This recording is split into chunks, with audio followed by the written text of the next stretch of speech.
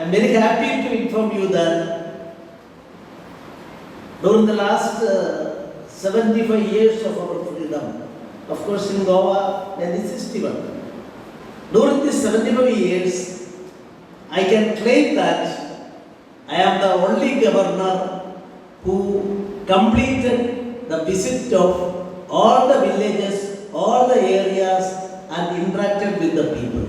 2 days back, one person has written in one of the dailies that he is traveling always, what is the use of it and other things. I am not going to reply to that. But one thing I would like to say, to meet the people, I am getting more and more equipped with the spirit of the people, support of the people. I can tell your MLA what are the problems, because in that area that problem is there. I can tell the Chief Minister, I can tell to the Prime Minister what are the problems of the people.